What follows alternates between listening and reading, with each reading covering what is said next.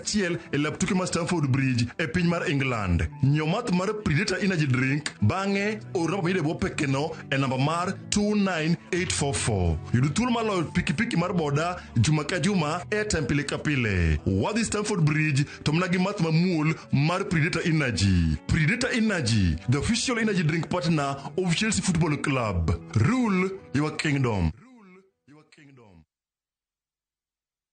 Have you figured out a vacation plan for the kids for the August school holiday? Treat them to an unforgettable 2-night bush safari with View Travel, where adventure meets family bonding. Head to the legendary Masai Mara from just 19,450 Kenya shillings in a van or 23,000 Kenya shillings in a Land Cruiser. Or go wild in Samburu, 2 nights from just 37,100 Kenya shillings in a Land Cruiser. Our Samburu departures are fixed for 8th to 10th and 29th to 31st August. All packages include accommodation, meals, game drives, and endless memories. Changamka, slots are filling fast. Book now and pay in installments with our Lipa Pole Pole plan. Visit viewtravel.com or call 0703 254 254. View Travel. Dream, explore, discover.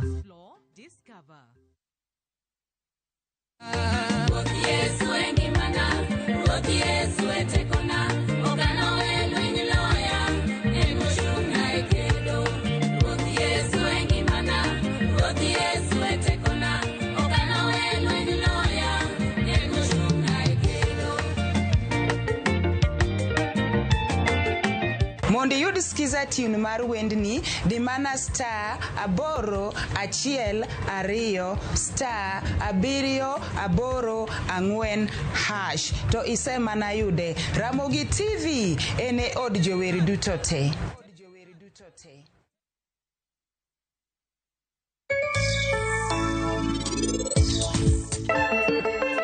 Penje laktar kokalo Ramogi TV kawa wacho ni ngima en mwandu. Nyinge Ruth Otieno. Koro kinyal konyo nyathi kich adier. Wach kich no wekelo no ajakuo tieko mar gidende. Ai, ichaki nuoyo.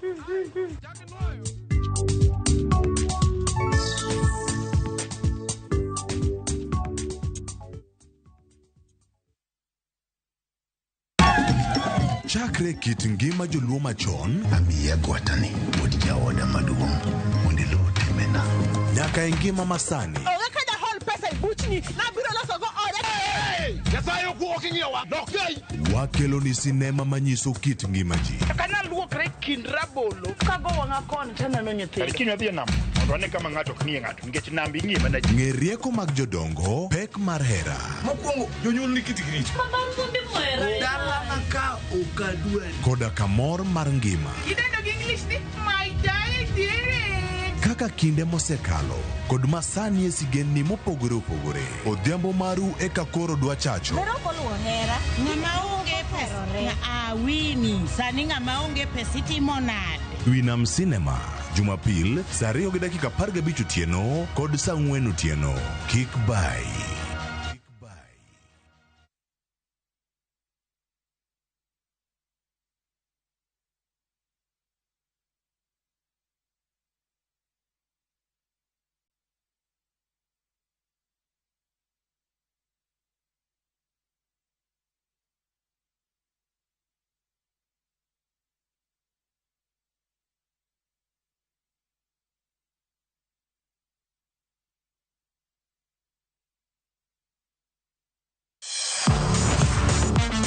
Ne thuolo mar yudo weche tuke duto nyaka mopondo. Mbaka makende mag jotugo kendo mag jomolony weche tuke. Can you believe it? Magite yudore chenro mar paw tuke. The 4.84 kilometers. Nonro matut kod gigo matimre manyien mag tuke duto mawuok e piny mangima. Tudri kodwa ngeso ka ngeso Ramogi TV. Kochakore saa 8 odiechieng' ka wami gik motimore paw tuke.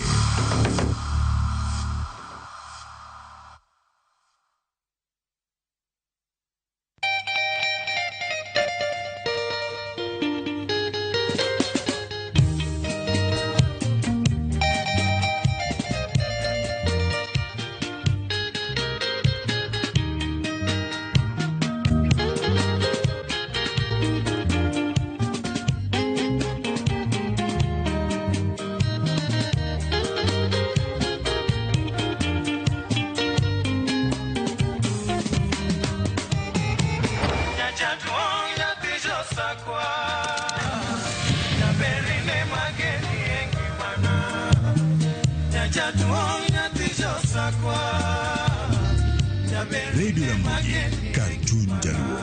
Radio Ramogi.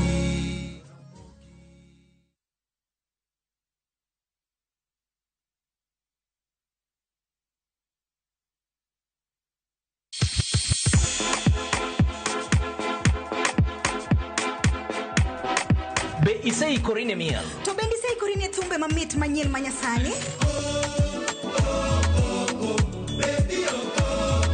Wakelo ni mixes malit kabisa kod miel manyasani. And of course ngeso kangeso nyakumga jumta krista mwena nyaka sauchieza. Cheki melanin top imeweza. And of course Hilo bwana. Chendro N. Dagma.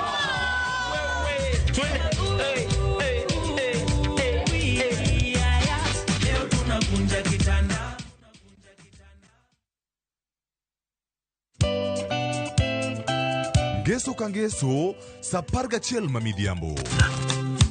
Mbamba toko koma ye tudri koda ngeso kangeso sapaga chiel mamidhiambo e chenro mar tiedero oka kamwabro budho manyanga kawakelo ni ngolo motimo cathedral. See you there. Tiedero. Ngeso kangeso saparga chiel mamidhiambo. Mana Ramogi TV.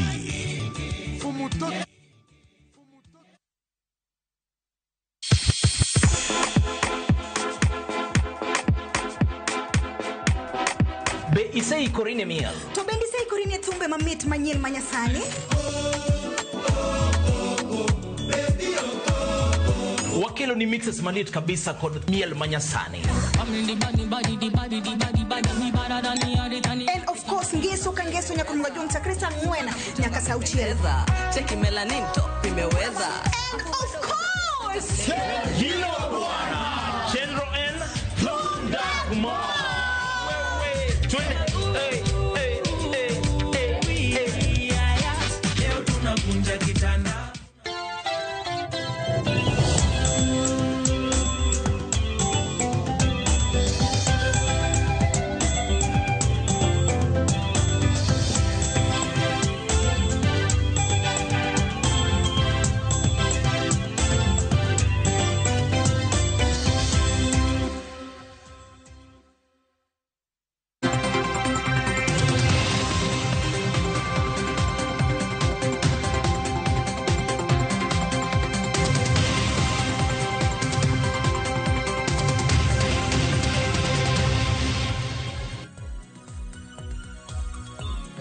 Nyakora mugejong dakika ina parko da boro tok sa dek marokinyi machiegni e cheno mar mbako romo kinyi makawuono machakore sani nyakango mol kanyo sa beach maro nyango kinyi makawuono nyakora mugejong chieng' tich abich ka chieng' tich abich wabedo kod rawere mar mondo mi wapor wach kotudore kod weche mopogore opogore matimore pacho kae okinyi makawuono antiere kae kod yawuoto nagi kaachiel kod nyo nagi mar mondo mi wago mbaka kotudore kod weche mopogore opogore mamedo timore pacho kae weche moluoro sekta mar somo pau siasa kaachiel kod weche mamoko duto wabobedo ka watwake achiel kachiel mana kokale Ramogi TV kae bed thuolo mar chwalonwa ote paro penjo moramora kokale namba mar ote machuo karia de kauchiel nonono Facebook ibiro yudowa achiel kachiel Ramogi TV X @Ramogi TV kan bende nyalo tudri koda Facebook page mara ibiro yuda Joyce Oduor mbui mara mar X ibiro yuda @JoyceOduor_. Kwacha kotwak maro yango kinyi makawuono yena mar mondo mi arwak welo mantiere gode studio okinyi makawuono kawuono achak gi badakor kakon nikech koni maneno kan tiere gi ladies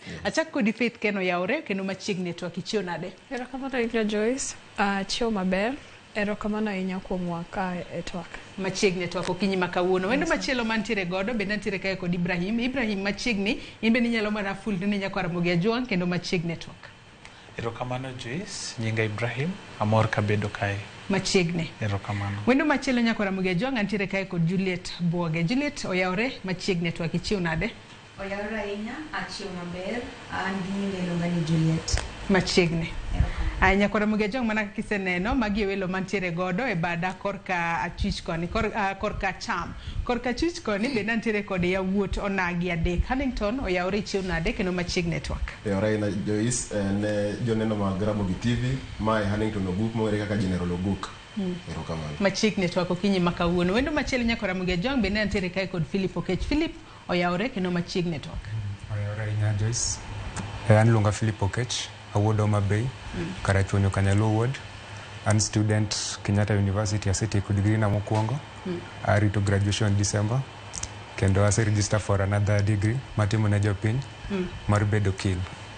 Mondo amak joma richo richogi.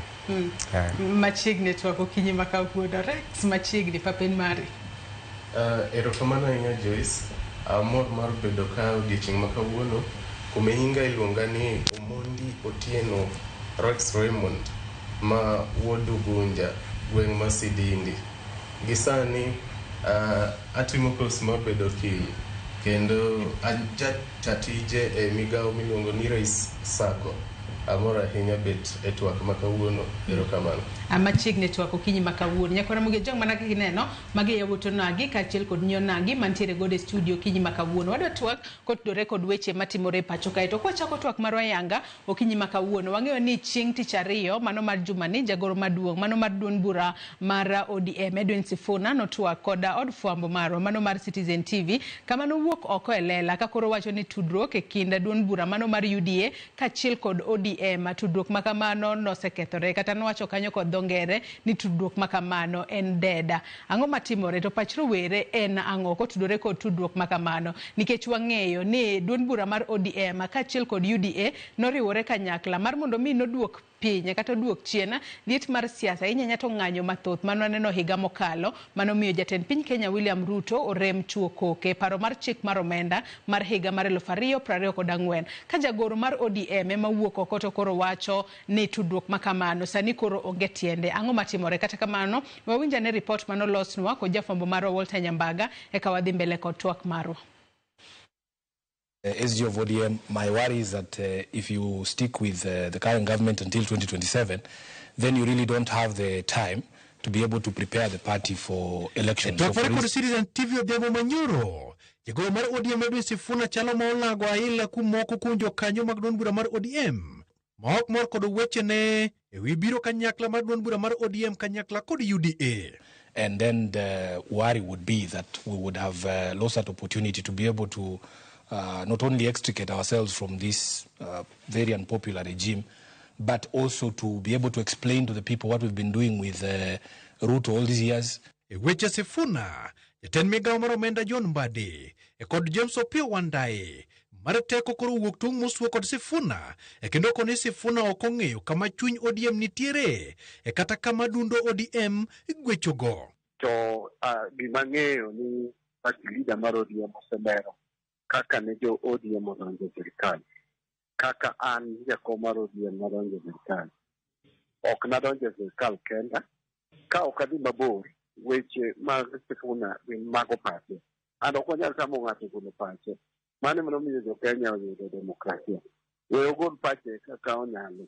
Moko kuom jo od bura moting'o George Ladwa kod Tom Joseph Kajwang' to koni weche Sifuna ok nyal bedo chung' mar duond bura mar ODM. Kila mtu ana maoni yake, na sisi tunaenda na yale mambo Raila Amolo Odinga na kiongozi kama kiongozi wetu ODM na William Samoei Ruto kama kiongozi wa UDF ambaye aliweka mkataba katika ukumbi wa KICC. But unless he's reading a statement which has been authenticated by the party, then that is the position of the party.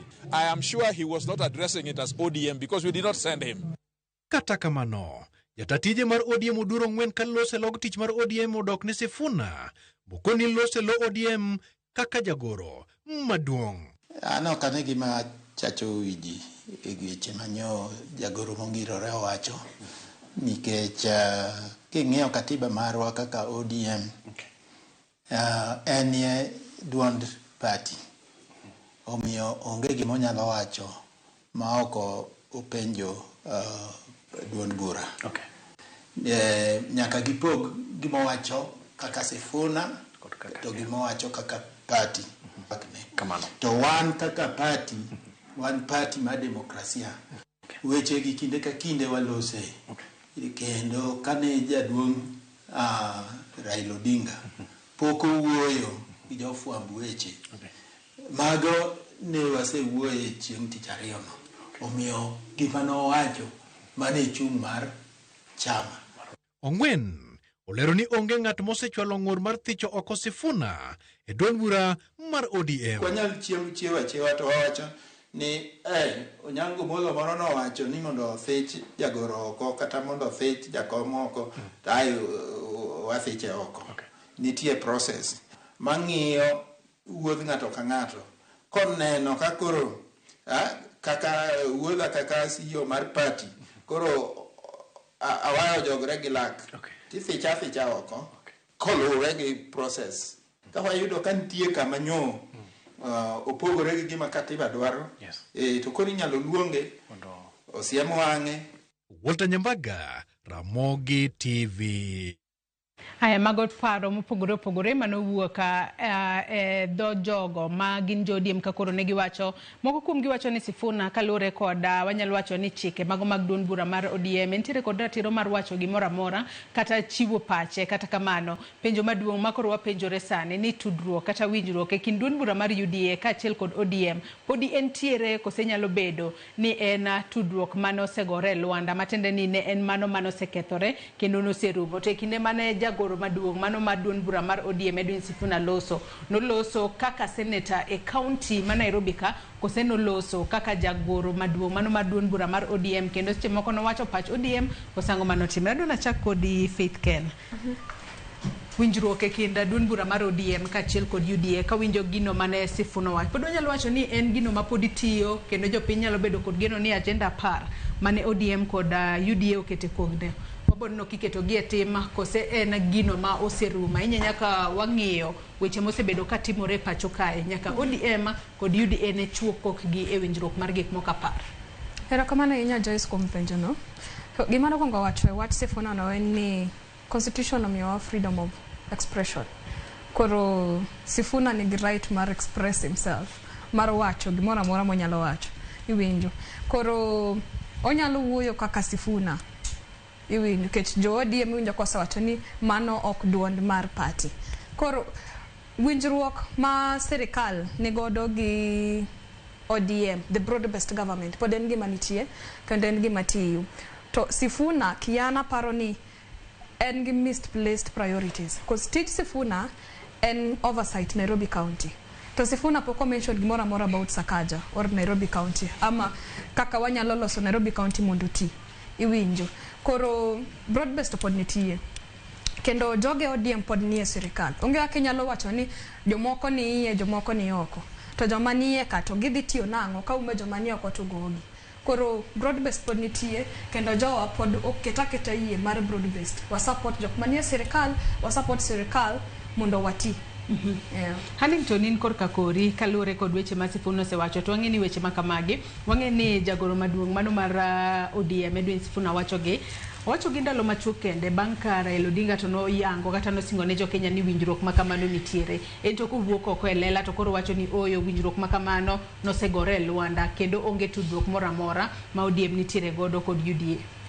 Erokamano Joyce. Kadwa chako kada wacho ni an ayie gi Sifuna 101%. Mokwongo kiruwacho ni jo ODM go kuma ntina aja ODM kendo ODM okachako mana pako sani. ODM nachako pako kane ane high school madonje mbalariany matelo na nyithindo majo mbalariany poda support ODM nyaka sani samo wueni asetieko degree na mokwongo adonje postgraduate mara and secretary general mar ODM Comrades chapter.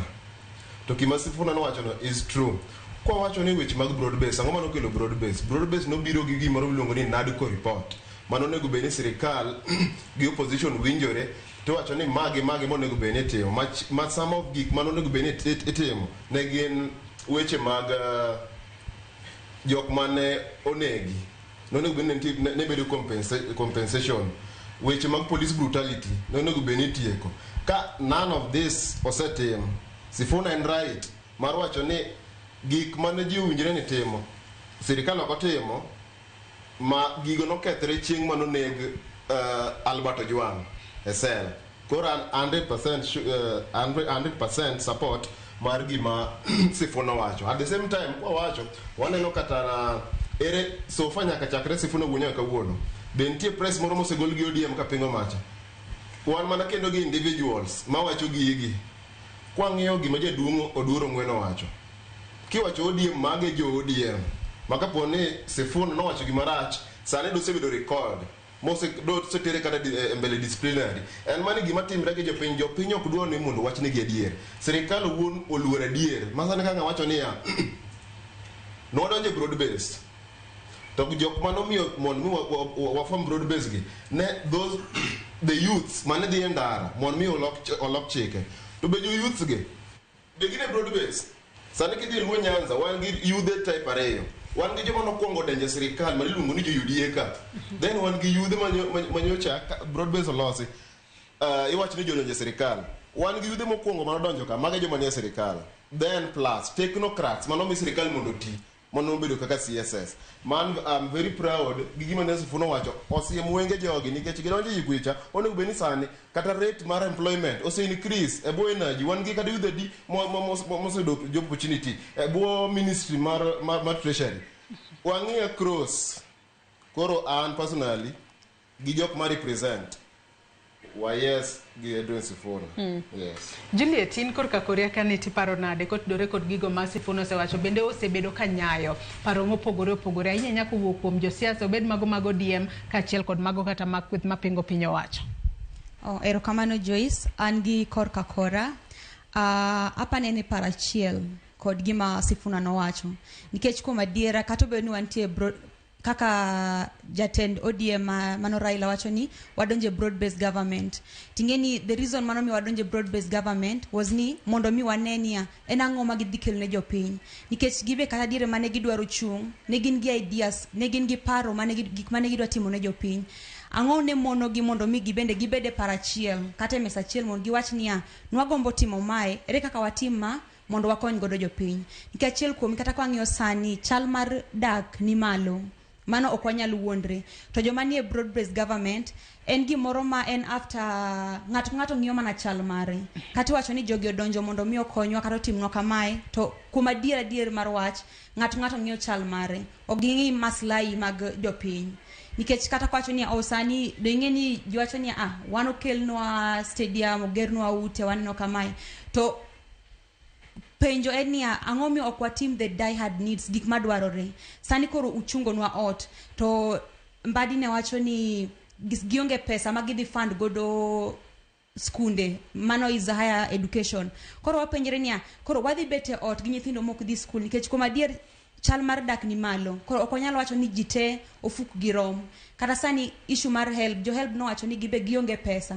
ma ka gifund godo nyithindo mantie somo mamalo koro mage gik monego beni wang'iyo sani to kuom adier kata ko wacho ni kane Sifuna wacho jomoko wuok oko ni wacho ni wan sani wantie broad base watimo ka en adhi mar galamoro ma ji wacho ni wan wantie iye kae to kuom adier gik ma okonyo godo jopiny maduong' to pod ok wane. Rais maro nyalo chung to dhi ochiwo mtoka kamoro otimo kamae to kuom jopiny to time nang'o nikech wacho ni omiya time mondo mi oti ni obro nitie gik mano wacho go obro fulfill to already kana donjo kata kapok no donjo no wacho no dhi kelo tije marom nade 4 million jobs modi create pok wane tije mobedo created go kata sani kata kwa ng'iyo about police brutality kaka Huntington owacho mago are one of the things monego beni waneno kaka gitimo take step mane mondo mi rectify mano gin por giwuok oko gipuoyo police to but okine kata ka giset even a committee mar onego wangi reforms on the police brutality ere kaka wa set up this body mondo mi o work on this and how do we take action nikech ngeni giwacho ni police gin tijgi kaka achiel kuom mantie sirikal ne wacho ni police obedo trained mondo mi o fight crime to apenyi ni koro ere kuom protection mar the human beings even our rights nikech the reason momiyo gin kanyo mondo mi gibe gilind maslahi kod mwandu mag jopiny tino ka gin gitiyo gi teko momigi no nikech the moment ma president ose praise gi omiyo gi pak man malo koro ing'eni gibende sama gidhi e field kanyo gidhi gi wich moro ni dong jatelo osewacho koro onge gima inyalo timnwa kata koyuda na ayuse na force gimi bo timna malich onge koro anayie gima Sifuna nowacho kata obedo ni jomoko wuok oko kawacho ni wantie broad base wacho ni Ruto tutam nikech ing'eni sani kata kwa ng'iyo PS Maro Raymond gima gitimo en kaka ni ere kaka wakao yudhe mondo mi waket e sirikal to besides that kao gi mondo mi uket gi sirikal ere empowerment mumiyo gi mondo mi gibende gichung mondo mi giked ne ratiro mar kibeda beda nia support Ruto nikech wantie broad base support ng'ato gi gimomiyo ka gimoro ok dhi maber wawuok wach nia kato dhi marach onego wa rectify ok ni wantie broad base wadhi adhia ka galamoro kikwa bed rombe madhi nikech wacho ni every generation nigi right mar either gi destroy their own regime kata gi build it koro wan gi right mar ere kaka wada gero future marwa makiny koro momiyo ino ka yudhe wuok oko rowere wuok oko ni waked ne ratiro marwa nikech wagero ngima wa makiny kamano Philippine korka kore riwruok e kinda duond bura mar UDA kaachiel kod ODM pod entiere kosen mano masetho mana ka Sifuna ne wacho Erokamano Joyce kuom penjono. An Philip Okech, I believe in democracy. Kendo democracy no my political role model. Tom Mboya championed for the same. Role model nama ngima sani Raila Amolo Odinga. My party leader mar party I believe in its principles. Champion for democracy. Kaka ODM wa kawachake kata kaka Kenya as a whole. We are a democratic country. Kidogo ng'iyo party wa mar ODM. It is the Orange Democratic Movement. Democratic makoni democracy. We are at liberty to say whatever thing. Wan gi thuolo moro amora mar wacho gimoro amora mwafinyo onego wawachi. Mok dhi maber wawacho, madhi maber wawacho. Koro kaka youth mar ODM party. Anya wacho ni Sifuna wacho duol mar ji mang'eny mantie party. Nyuomruok mar ODM gi UDA kata wacho ni sirikal ne berno kako nagi.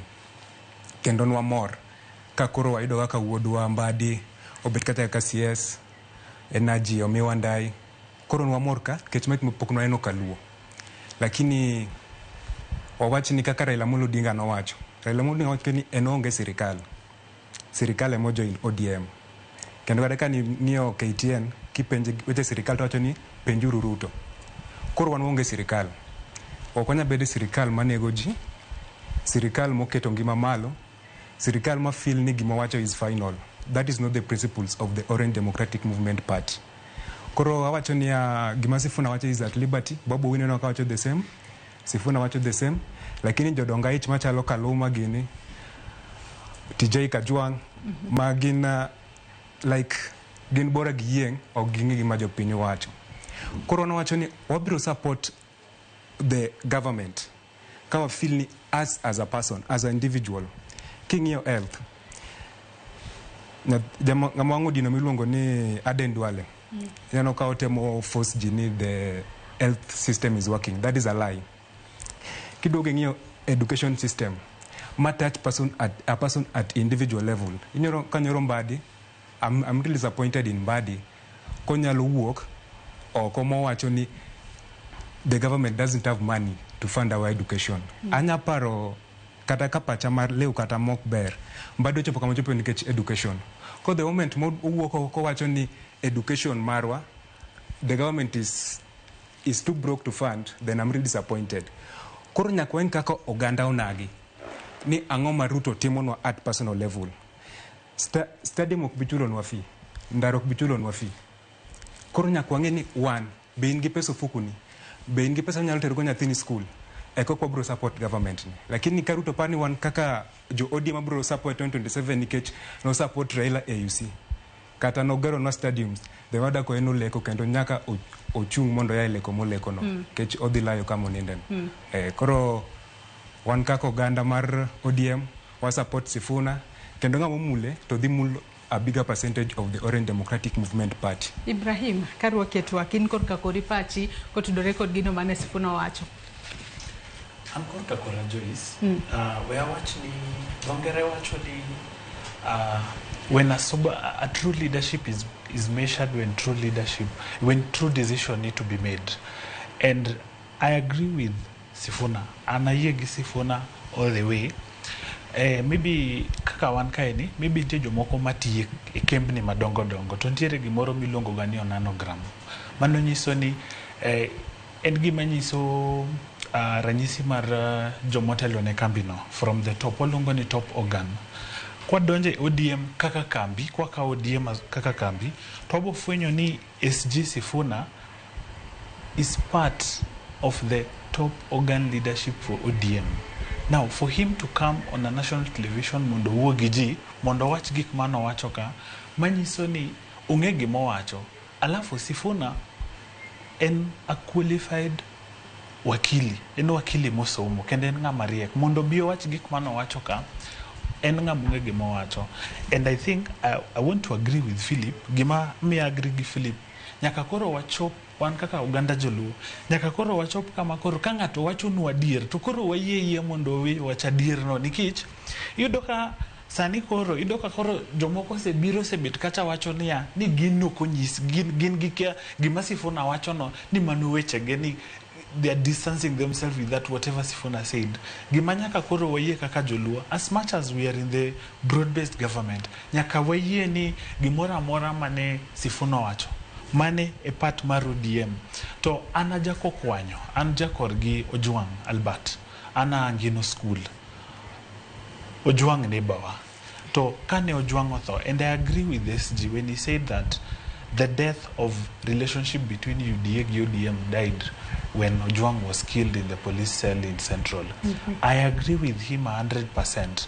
Because when these people are coming to this arrangement, negiye ni nyaka koro gidwa tiyo ne jopiny, no ken mar individuals. Lakini ka koro chopo kama koro ratiro mar jopiny koro idwa hiny, kanye mapani marriage no kethore, kende momiyo koro wan kae sani.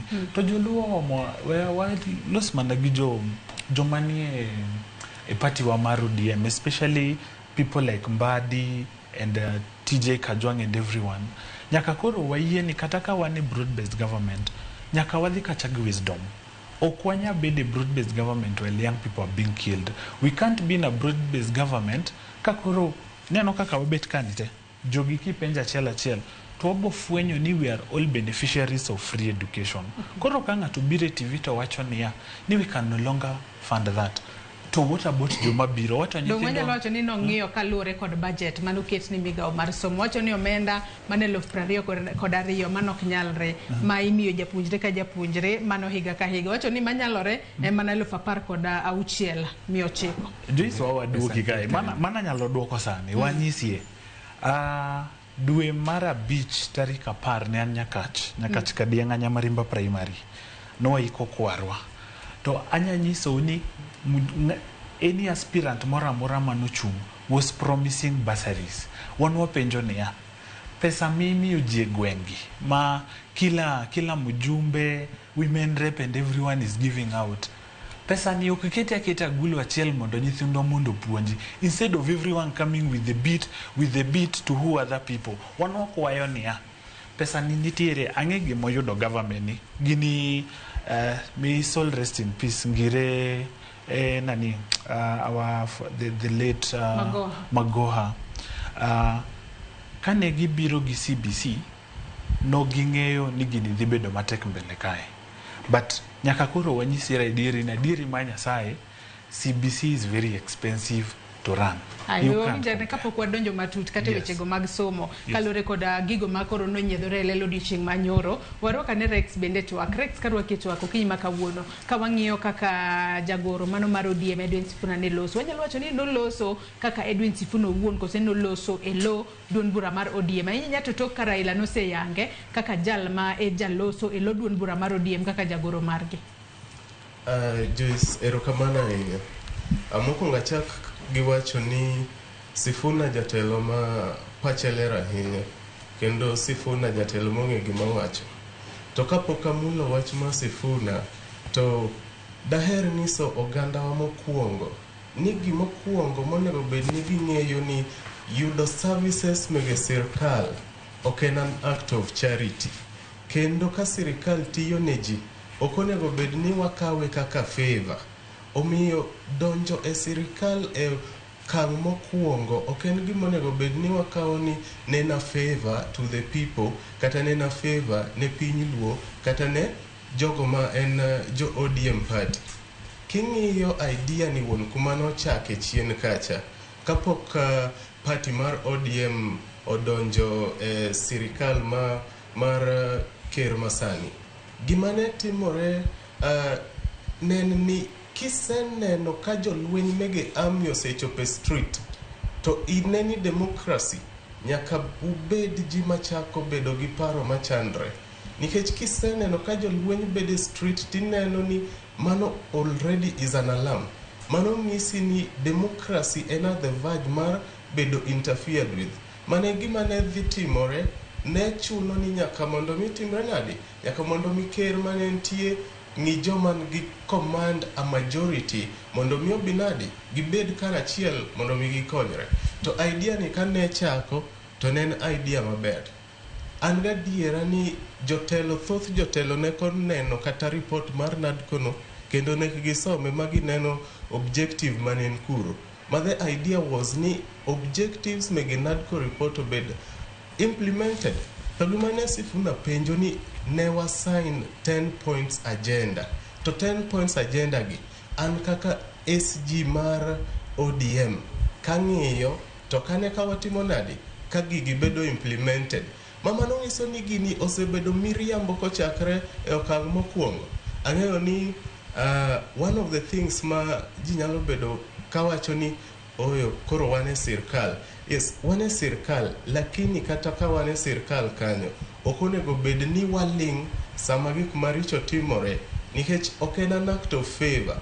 Wane sirkal nikech constitution wacho ni sirkal moro amora onego bed ni timore nadi, tiyo ne jopiny. Omiyo gik mane Sifuna wacho ne en points malong'o ahinya. Kendo jatelo ber, jatelo maka neno ka gimoro dhi marach to wacho ni gini tok dhi marach, ta iye no kodhi marach.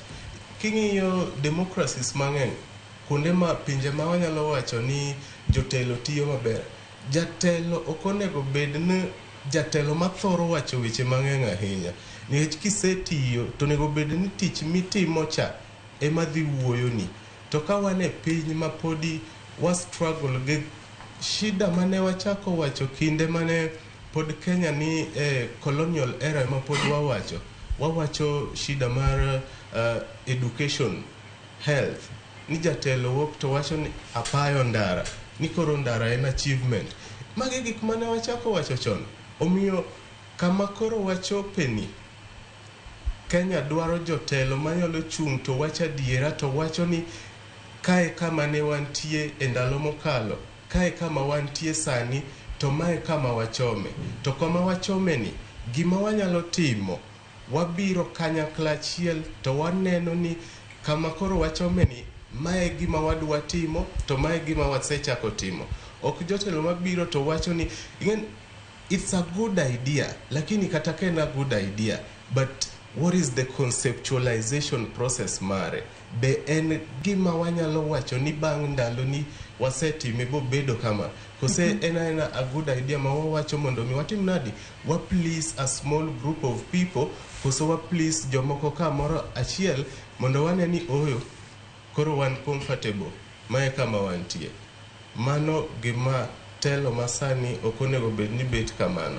Telo ber ma wacho adiera, jatelo ber ma winjo ko gae ko ng'ise ni yo midhiye ni ok en yo ma jopiny dwaro.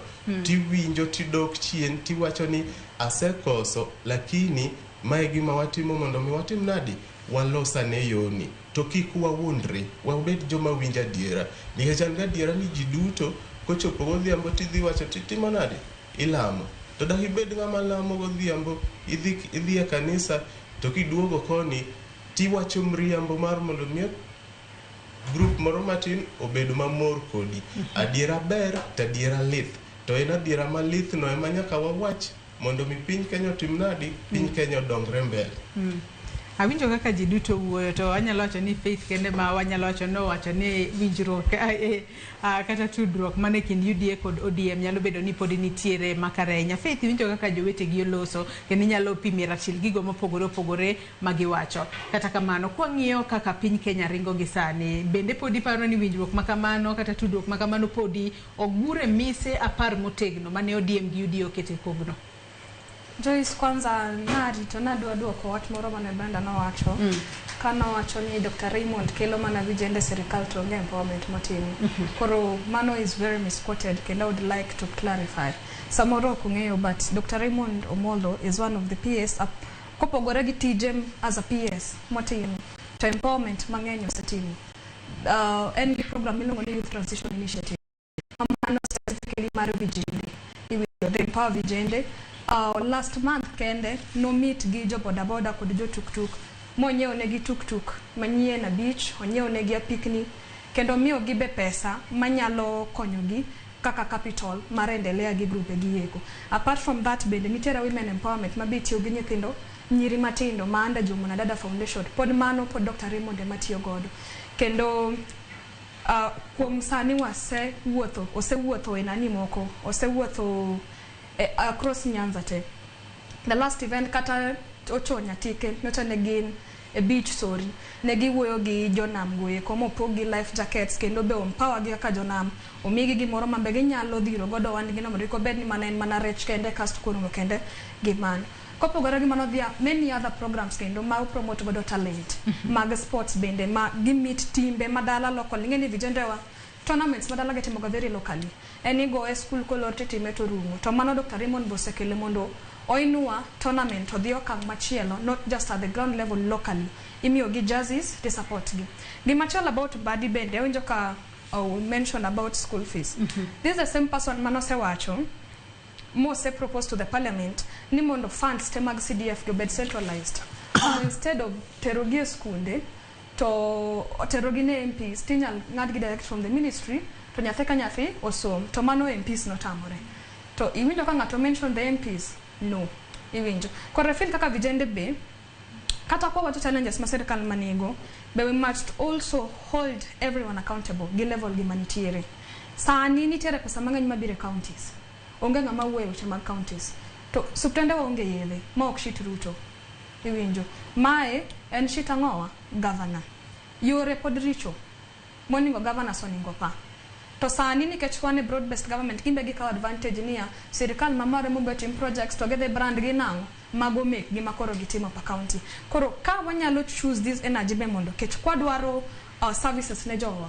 Wachakuro gi piny MCA ni moyiercha timango. Kai mufeli MP moyiercha timango. Iwinjo. Onge tende waket baden tene mbadi ne Wandai ne Omolo to gi serikal te to yet wan gi devolution mopogo okenge MP ma itije governor ma kama tije chope ngenya ka women ni basaris to koro okanyalo wacho ni support onge. Migori County for example a financial year 2023-2024 mano koro report from the controller of budget there was 1.2 billion mano ningo the basaris. That money was not spent. It went back to the exchequer. Why? Iwinjo. Ok ni pesa unge, pesa nitiere. To nitiere nyithindo mang'eny ma Migori County mok this school ma fichando. Sani ng'eny nitiere gimoro be Nyanza ka mwase normalize. Arambe mam nyithi mar this school. Chon arambe nok ng'eny ahinya. Sani dala ka dala mshua nyathi ni kochope school tigwara meni kechango economically wadok piny. Chon be jina nyuol. Sani be jinyuol to onge pogruok mani sani kwanza sani maji ok nyuol sana kaka ne chon but economically wasedok piny momiyo kora rambe gi around the increase to kane wanyalo yudo channel mani pesa basari ma governor biro chaeko nyalo dhi direct ket somewhere nyatike population watin kere gi 40% mar CDF moningo benni dhi education onge nyathi manyalo chandore ne school fees koro kwanyalo devolve shite wagi kaka be sirikal osebedo devolve nyaka piny to inyalo doka miyo wa teach mayot. Iwinjo miyo wa teach mayot. Dala kocha I think mabe responsibility mar vijende. Dala kocha natoka madawa kia gimoro ni serikal mamalo serikal mapiny. Okia counties okia rais. Kangi matek to en rais. Tingeni as kaka jatelo manie counties being responsibility mang'eny mar timo sensitization ne jogi eki mondo ging'eni as a county ka era konyalo kolo jowa sani kata governors goeko sirikal oseketo anyalo luonga ni tamaro jinyeki mar koro broad-based government ji lobby for resources mag counties be to nitie governors moko mapod oling to moko be lobby to mar county gi to giling godo to gin the first people mar go koko ka pesa odeko sirikal mamalo to pesa ni komigi to gitero kanyo koro kaka vijende be kwadhi call gik maricho sirikal to wachakuru gi piny kech nono sani wacho ni Ruto must go Ruto sedhi ng'ama chelo chako donjo to counties to aweyo ka pod ochung pod un gi governor ucha pod un gi MP ucha pod un gi MCA ucha ng'ano be kwendo pod wadhi go must go because it's a whole system to system no nyongo achak questione kwa ya piny kodhi malo yeah ilero kanyo makanya makare nyaka ndi temo mulo ang'eni nyalo bedo ni achak kodi Juliet mar mondo min bendi losane kapok wadhi e yweyo mokwongo. Yes, adwa respond to part moro mowacho ni ng'ethothne waketo blame kuom rais to nego beni wa blame kata MPs nikech pesa bedo ni kuom adier kwanyalo wacho pesa mowacho ni pesa mang'eny dhi e county, it is not the reality. There is no much money itero e counties. So in as much as kwacho ni go held our MPs be accountable, problem nyaka wa throw back issue marni ne ker marwa nikech ene mano bedo entrusted gi responsibility mar nia ere kaka idhi protect jopiny to through protecting jopiny emiyudo ni samosebet kacha koro okaw MPs gi oketo osogi mfuko gimomiyo awacho kamano nikech iyudo kata ka koro kano biro ni passing of a finance bill kata kwa dok 2024 nikech jogi osekete mfuko semiyo gi pesa to the moment misekaw jogi keto gi mfuko definitely gidhi bedo a voice mari omiyo gibende giwuon ok ginyal timo like at some point ok ginyal dhi direction maber nikech already ng'ani malo sewacho kendo ng'ani malo miyo gi pesa kendo ketgi maber ere kaka idhi expect ni gidhi ng'iyo maslahi mar ng'ama ni piny mano ok gidhi ng'iyo definitely in as much kata ka nwawuok oko nikech ni vijende be is to be blamed dong nwawuok oko kwa ng'iyo 2024 kata iga ma sani ni nwawuok oko kwa dhi call gi out kwa nyiso gini gima gitimo rach lakini nitie ng'ama ni malo mok nyal call gi out kendo ng'ano congratulate nyiso gini gima gitimo no ber nikech koro wano ka mane omiyo kata kwa wacho ni Ruto mas nikech makosa ni tegigo te luore chako dok mana ire nikech kaka ka in ker onegi ng'inia ere kaka arito jopiny mano miya kura ere kaka call out kata ka yudo ka ntie governor moro ma mishandle funds ere kaka wadhi call ng'ani ere kaka idhi gol ng'ani office iyudo ka in as much as kata jopiny dire moka ni dwa gol governor moro kata MP moro dwa bedo impeached to kiyudo ka ng'ani nie tie sirikal to tek mondo mi owuogi nikech ng'eni duol dhi wuok malo koro mano be shida moro ma bende wa face to kana wacho mar about PS about on talking about empowerment. The reality is gimitimo itimo ne mana wang jopiny to at the end of it enya who gets the bigger benefit when the bigger benefit do kuom rais nikech gimatimo gi amanyo ne kura amanyo ne ombulu makam 2027 to at the end of the day the moment me iwacho gani there is what we called owning someone nikech by the time utimo ne kamano ingeni se on ng'atni kendo ng'ano ng'ema ber ni ng'ani nokutimo na kamae kata ng'ani obire gwe ng'ano 1,000 aningeni ng'ani madhi gone kura kendo kadhi weye koro mano is the mentality monego wagoloko in as much as mitimo na does not mean ni kori the owner nonego beni kata kimia sling 100 adhi mi kura lakini gimitimo nwa to onge onego wayaw pacho mondo wanginya ng'ano timo nwango ere benefits mokelo nwa kata nini mwacho ni about mbadi no present it on the parliament ni how do we devolve iso the bursaries back in direct to Morodi direct ne schools to yes the court ili declare the CDF fund to be unconstitutional but the problem is was it actualized on nikech at the end of the day yes we have a judiciary it does it work but it is not independent the way we do not feel it nikech sirikal temo mondo mi own everything we do not feel the independence of it because they can make rules but they're going to be defied they make rules go but jokao action upon them so it is upon like can we leave the independent bodies to be independent kikwakao control margi mondo mi we see the actualization of gikmoka timbre kasto again coming back on kati wacho ni waneno ka gikmoko bedo actualized on the on gik mano bedo part of the NADCO report kata the signing mar giwacho niya magi mai mwadhi timo. One of them was on how do we talk about the police brutality kata for the media also. Nwangyo the last kaniji ni a protest don't gigolo statement ni all there's no live coverage. Kwangyo still there's the police brutality or kwane change in anything but gimwane no en a praise madhioko ni awoka dia commission gimatin kamae mano koro minonia atiyo. One game wadwaro accountability. Can we see the national why introduce the audit on the national debt mondo wanginia mai gi mwadongodo taxes mwa collect gi karagidhi kanye gi konyo nikech oshuru to jichulo pile ka pile jichulo oshuru kendo sani en malo kata even shano kata kidwa register dontie pesa michulo koro pesa ni otimango nikech wacho ni pesa onge pesa lal pesa ni otimango kasa at the same time by the time iyiero jogi bete kombe mamalo gi ingeni ka ngat mingeni ngani to okbothaga katiyo mane makoro kelo shida ni okinyal held jogi accountable nikech magi osiepeni magi jok misewuotho godo koro wacho ni ngani no konya koro abenda extend lwedo no koro okidhi held ngani accountable kata timo gimarach udhi uma wangu ni onge gimo itimre maber nikech ung'eyo ni magi jomuchiemo godo koro mai wa call out sirikal nikech wadwaro a working system do work kata kiamwania adwa dhigi education sector and health sector kata kidhi takana kata ni wachunga ni hospital moro mar cancer jopiny ok dhi goero kamano kata kwacho ni wachungu skunde moko kwa dhi kuonde moko jisomo mane pod wantie Kenya lakini jisomo pod etie yien koro wapenjre niya ere gima gitimo at the end of it. Aya ngeni nitiere Philip rit monde adwa ni wadhi yoyo moro madundo ingisa ni wadhi yoyo moro madundo mondi ka waduogo wabo bedo kwa dhi mbele ko twak marwa kik idhi mabor Nyakwara Mugi Ajol.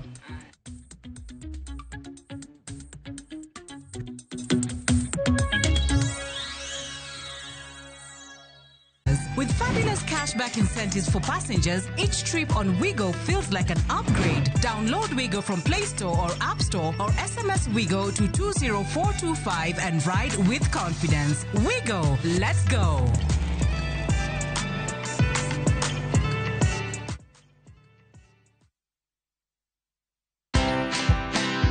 I always tell people, guys, it's just advertising.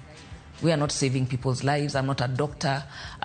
It's never that serious. I have been known to kick people out of the office in the night. I'm like, please, I don't want to see so many people working late every day. And it's something that I hope many young people can learn because they are in a hurry to grow. They're in a hurry to push themselves for, to be successful in 1.5 minutes. That is not the way the world works. And sometimes if you're not resting, you don't give yourself the best of yourself to anybody or to anything. Watch this story and more. Download the Citizen Digital app or visit www.citizendigital.com and find the Citizen Originals portal. Kenya's #1 app, Citizen Digital.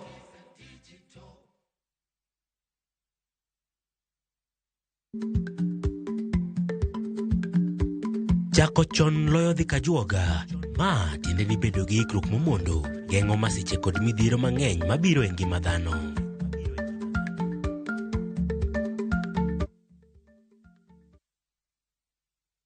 The August school holidays are the perfect time to unwind, relax, and enjoy Kenya's stunning coast with View Travel's getaways. Stay in Mombasa on a full board basis from just 28,750 Kenya shillings via SGR or 44,350 Kenya shillings when flying. Escape to Malindi Watamu from 35,000 Kenya shillings via SGR or 45,000 Kenya shillings by flight. Bask in the Diani Ocean Breeze from 66,300 Kenya shillings via SGR or 49,300 Kenya shillings by flight. All packages are per person sharing and are inclusive of return hotel transfers. Book now and pay in installments with View Travel's Lipa Pole Pole option. Call 0703-254-254 or visit viewtravel.com. View Travel. Dream. Explore. Discover.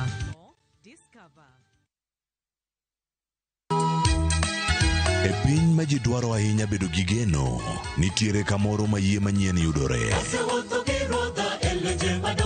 Bie chokruokwa ma juma ka juma mar Sabato mondo ilam Nyasaye kendo ipuonjri muma yo matut. motenore kuom adiera mochwere. Paruru chieng' Sabato kendo ukete obed maler. Nyasaye oseluongowa e kinde makende mar lamo. Kokalo kuom weche mamulo chunji kendo konyi sudo machiegni gi Kristo. Oganda manigi yie bedo joot kuom Kristo kendo luong mar tiyo ne jok moko. Injili ngima, Sabato, sari okinyi, mana e Ramogi TV.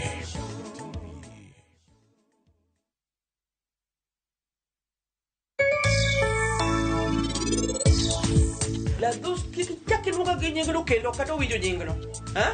Ne, I am a married man and I am a husband to Elure caretaker.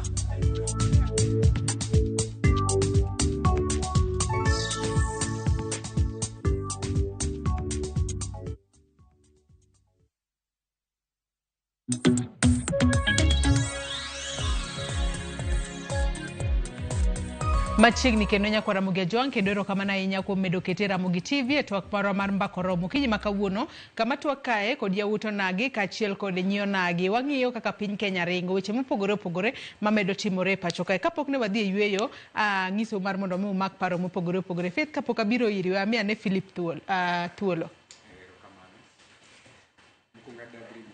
Mowacho about Dr. Raymond Omolo. Kata depo ni ok wahero boss ne kamano, lakini he's trying. Waseno gik motemo kaluo kendo wako eno med temo.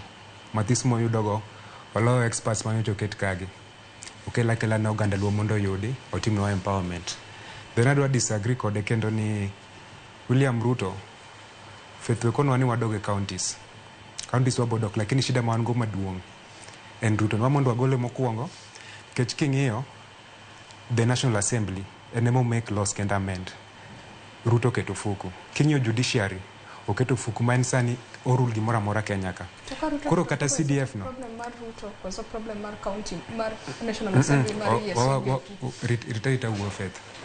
Shida mantiere kecha king'iyo magiluongo ni tumbocracy kata ka ne Rigathi Gachagua bedo impeached. It was very easy because Ruto controlled the National Assembly.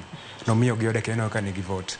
Koro kata iluongo ni CDF ni kidwaro mondo odogne the Ministry of Education. Ruto kan nigi willing adier ni dwaro mondo nyithi onagi kata nyithi Kenya som to onyalo dhi kono National Assembly mondo ogol pesa no oduokne Ministry of Education. Mano kende maneno. Akanya kasani kato bedo ni wacho kanyo ni jatend piny William Ruto nyaka wugetel. Ncha waneno ka jatend piny Kenya William Ruto embino ngiso jo Kenya mar mondo me jo Kenya omiye thuolo mar mondo mi ochop singo manochiwe kinde campaigns mage kolo ni ong'eyo gima otimo kendo jo Kenya kidek fwenyo bang'e ni en emobiro loko ngima jo Kenya. Jatend piny Kenya ngiso jo piny mar mondo mi obed kod horruok makamano bende jopiny oseikore mar horruok mondo gine gigo ma jatend piny Kenya William Ruto bro timo. Kato bedo ni nyaka sani koro jopiny osebedo ka wacho ni jatend piny nomiyo wa singo mathoth to nyaka sani pok waneno ka singo moro amora ochopo kare. Hannington. Erokamano enti kare education kacha dongo matin. Kor kaduo kare. Wach education an kae nikech weche mag somo. Ahero wach somo to ahero wach telo. Kwa ng'iyo time ma Mwai Kibaki ne president, there was free education. To sani down the line over 10 years, to ng'ato wacho ni there is no free education. Ma capitation igolo from 22,000 to 16,000. Nyoro kana watch news, eyudo ni gino timre, then there is a school moro e Rift Valley nilungre ni Bomet High School. It a ghost school. Yani sani koro wuok from ghost workers to ghost schools. Ma school ni oyudo 50 million. To wan ka gi jatelo matesha ito nyiso nango ni ok wanyal pesa ma wan go tin. How many ghost school manoko wach ka jan kech gino ka mpo ni nyoni watch news en gima no wache. MP samana gi medo scrutiny as a parliament. Koro da wacho ni pesa nitie Kenya ma uji nyalo somo. Kendo basa risi ginyalo kawo matere kocha ma chul direct. Bwana no wacho gimoro about pamoneja sesa kochiwo basari. Karambe pamna uru nikech karambe kana student leader na introduce bursary as a student leader. Kana run budget mar 4.5 million Meru University. the first student leader mondo introduce bursaries mana miyo student bursary 5,000 to one game pio kama miyo bursaries 8,000 no ka expect mondo jogo pamna nikech I feel ni mano right gi macha pesa gi manigi golo through student union koro bursaries gi onego chok gi from MP MCA women rep pod work gi treasury oket gi e ministry of education mondo gicho fee ma nyithindo chulo obed reduced kabire the same watch mar help be help ok nya wachi nikech iwacho ni yes ngato kaka an pod an gi loan mar help to adhi tiyo kanya ngadhi ati Uganda mondo mi ko abi chul loan mar Kenya ok nyalre opportunities ni e Kenya lakini mondo mi oyud opportunity mondo wasom anase somo to nyisa ne okel tich through affordable housing ama cyber security by profession koro sami nyisa ni okel asla nini okel affordable housing mondo adhi tiyo kanya yes unless mondo kaponi ntiere part moko but part gi wadhi yudo gi nade koro government onego ng'eni ya kata sama gikelo empowerment ne jo boda boda ok ji tema nyago boda boda ok ji tema nyaribo tuktuk but it is a good initiative but for nini group moro mar jomoko mamano I really appreciate kata teach ma PS timo personally king'iyo kata Luo Nyanza jotelo matiyo kikwano jok ma kelo empowerment ne yudhe one of them is NPS Raymond mabe I'm sure ne kata jok ma support Ruto mostly mawuok Luo Nyanza gi support through an avenue mar PS Raymond made ni PS Raymond onge kanyo sani de almost 90% marji will be opposing William Ruto kwa biru kunga president gi mang'e kode en ng'ama apart from bote ni manosomo cha nosomo gi ulungo ni PR public relation kendo ng'e keli sana mi ng'e ni ng'ane gima wacho ni adier ma to odhi timo kawuono godhiambo odhi timo mama kolew kawuono godhiambo to by sadek ok acham kuon kapok otimo gini then romo kinyi kendo chako kelni another narrative manyien koro mane momiyo kata sana wacho ni wamiye time mondo titinje kane odonjo nowacho ni within 100 days gik moko ne dhi timre within 100 days no sani to from 2020 nyaka 2024 koro gima aseng'eyo ni President Ruto en manyaka wa blame ok adhi blame governor na ma en governor Nyong'o to at the same time nyocha chien kae during that NADGO report ne wacho ni pesa onego bini bire county kod mondo ti mangiso ni pesa nyocha onge kate county pesa ni national government koro en mani gima timre kendo Joyce Luo wa kae wan gi shida moro mar a section mar jotelo moko iwacho ga ni joluo riek but joluo riek manaka gine kikundi koro sani koro kwa jako fwenyo ni kara wasego believe ni ng'ani riek to ng'ani ok riek nikech kwa ng'e ka ng'ani wuoyo nikech koro wan e broad base idhi e page mar jatelo motiko ne adier ma ng'ama bet to bedo ka support ni ng'ani riek to gik mowacho gi be gimin riek kod adier chien ka nitie jotelo moko manyocha wuok e Luo manyocha seyo gik matimre sirikal to nyocha kawo gi nang'o ni jogo ok dwar no maber one of them was senator governor ma Siaya James Orengo nyocha wacho gik moko ma kikawo gi mon mi ong'egi to wacho ni adier ma gima onego beni president timo kata my governor Nyong'o there was a time mano pinpoint some of the issues to nitie jomoko joluo moko giwacho ni gine sirikal gineno ni Nyong'o tiyo marach Orengo tiyo marach to jogi ne pinpoint mana gik moko mawacho kagi things like police brutality onge ka wanya bedo government wa support to bwana ni nyocha go risasi motere hospital ka nyocha neno ng'anyo mokalo nyocha uchware risasi ma nyocha nyo hospital chien ka ji osebedo kinego an owuon nikech ase the street akene jok ma support sirikal fully ma ok docho kata police brutality gi bose ga wuok chieng ben kata gi piche chieng onyacho ni ma chieng mana ni street pok no bedo kendo mane gima kele wach mar conclave cha kenya anyache watch intergenerational conclave that is something I really support ni mondo timre nikech asebedo ka the street mondo mi gik moko bedo change to the moment moko luong ni sawa banya dhi mondo awach ni magi monego timre yes I'm ready to go mondo mi pinpoint government mabe akwayo ni government on that day kiko kawo jok mara aligned to government nikech mano is another problem sani wadwa wayie ni mondo yudhe mondo dhi for conclave but what if government odhi keto gina way ma jok manyocha support ka kata ka nyocha pok ji odonjo e broad based no maga jok midhi kawo ma kose dhi mbele TV to mago gin ka gidhi kanyocha ok gidhi wacho mind mag Gen Zs kaka ire piny ka gidhi bedo aligned to government magin gidhi support government onego government kaw during that conclave okaw jok moko mo feel ni nigi issues mani Gen Zs ga one more fail mondo wacho ni magi my government orach in ga President Ruto mako Kenya timo kapo ni between sani nyaka 2027 ok inya kelo mondo kembni oti Kisumu onge kuno midhi mi 2027 lakini ka koro sani education oseng'adi to up to sani onge kambi moro moseyaw Kisumu County matiyo. Pesa no dhi kanye?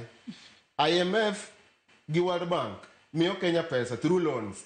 Be gitimo oversight ni pesa ma ochiwni odhi otim gang'o? Koso pesa ni kosedonjo gin as long as ni gidwaro back. Yes. Korka kori Ibrahim, be niparo ni en gino makare mar miyo jatend piny Kenya William Ruto thuolo mar mondo mi otine jo Kenya kaka osebedo ka okwayo jo Kenya mar mondo mi omiye thuolo oti mar mondo mi bang'e wabo bedo kwaneno lemo mag moko kuom gigo mosebedo ka osingo ne jo piny. Ato kayie gi wachno. Ruto dhi adhi dala.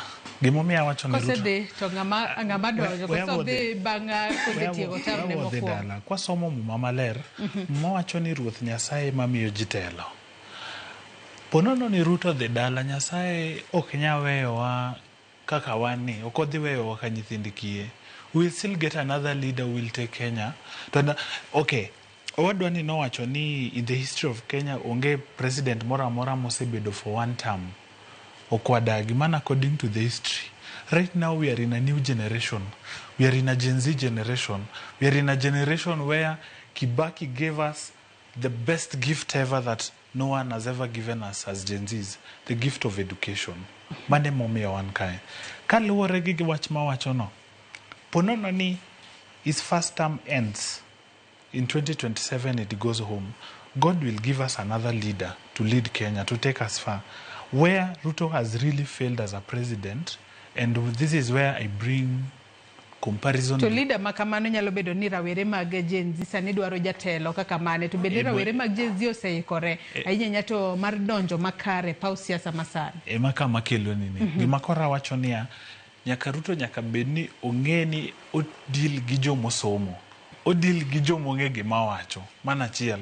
Number 2, Ruto, as much as otimo what we call public relations, ameshindwa kumanage expectation for the young people. That is where he has really failed. Another thing, when he was new into the power, he really gave media chances, a lot of it. He was so much on media and promising, which he did not keep. And because Ruto is very eloquent, and all of us in this room can agree, his eloquency has also affected him. Because whatever he say, we always capture and remind him when that time comes. And he's one person who does not want to be held responsible because of his words.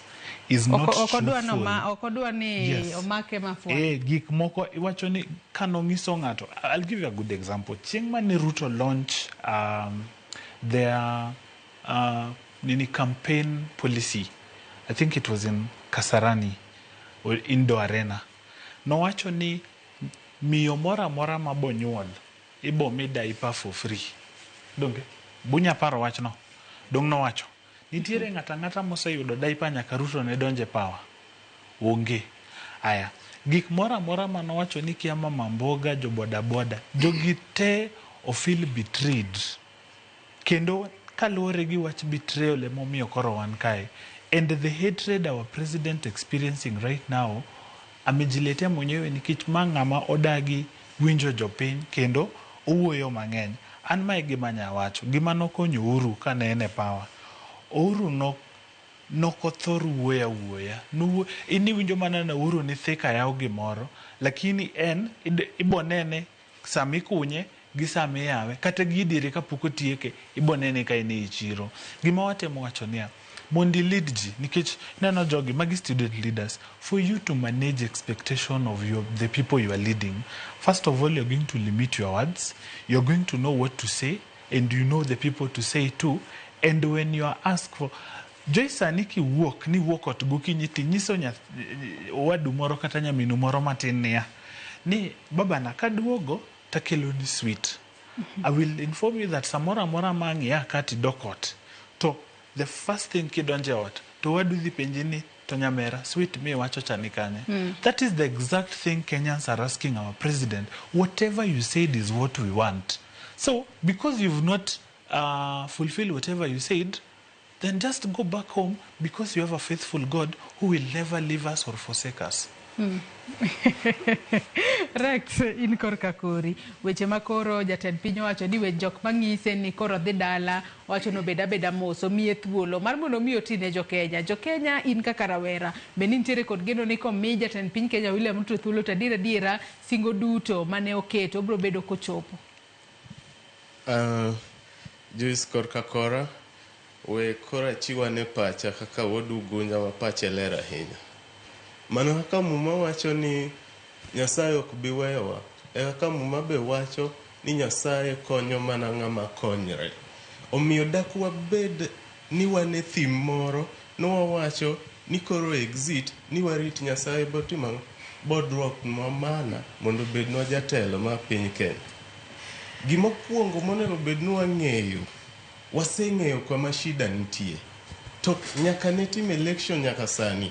King'iyo jasiasa moro ma pache ler sani osechako campaign nikech odong' barely 24 months to the next election.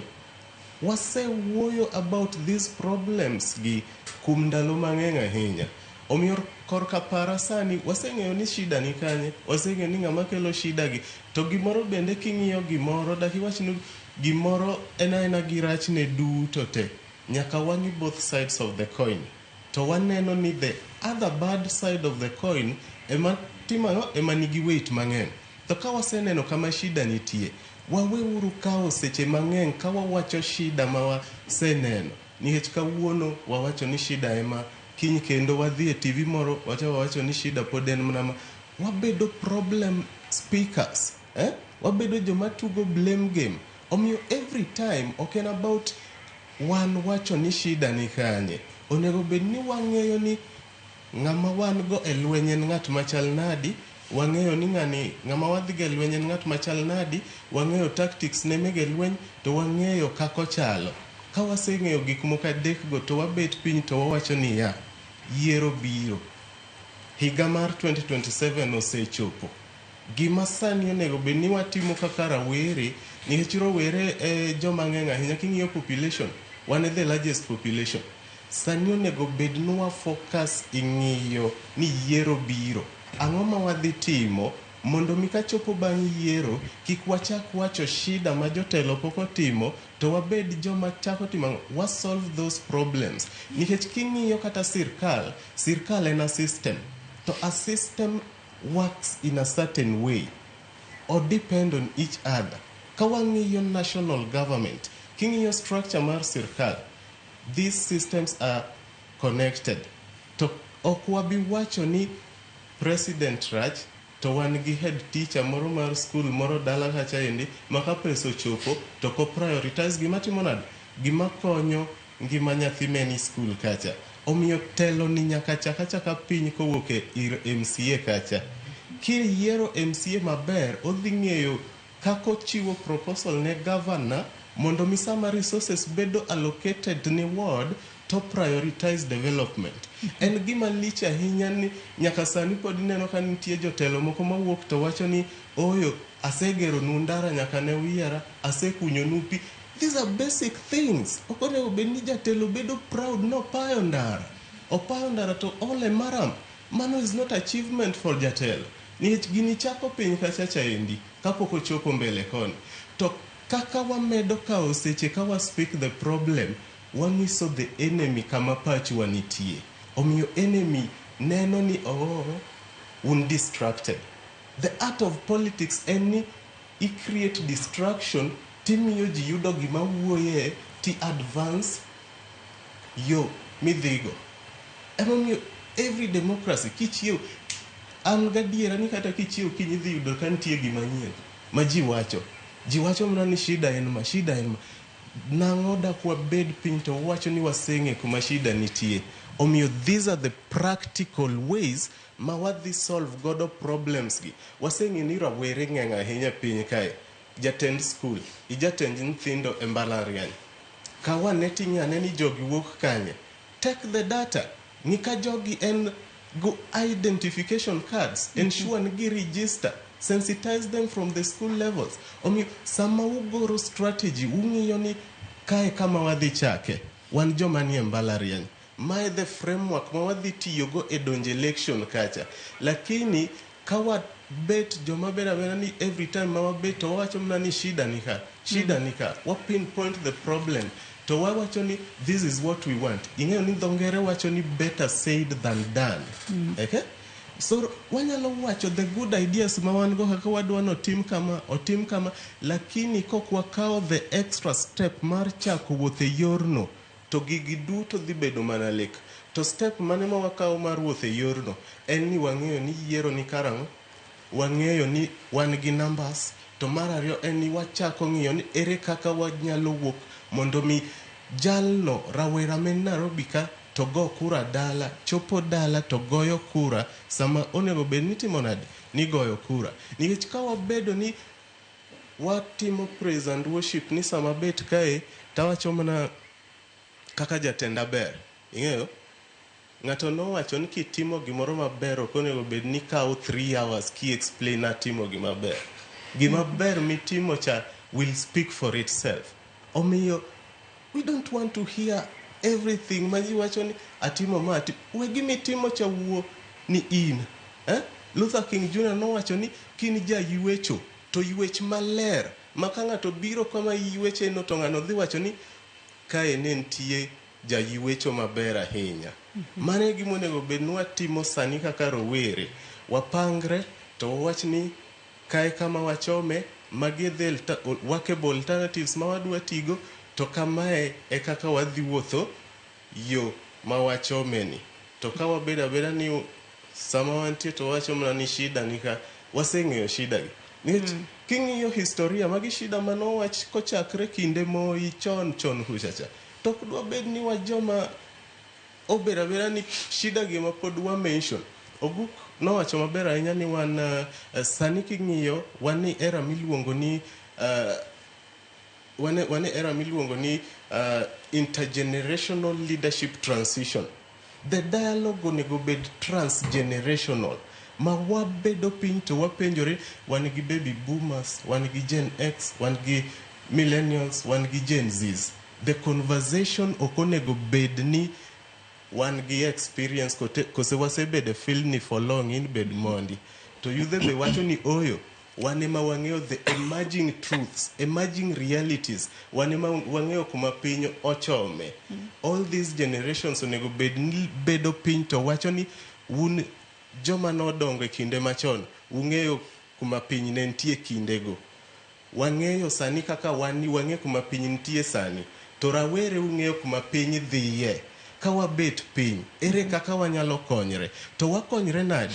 Jatelo mene telo sani weluongo rawere ni miyo rawere kidwa konyo ng'ato kik imi ng'ato rech, ng'is ng'ani kaka nyalo lowo rech ni, but kiluongo gi timiyo gi short term gratifications gima dhi konye in the short term okikonye.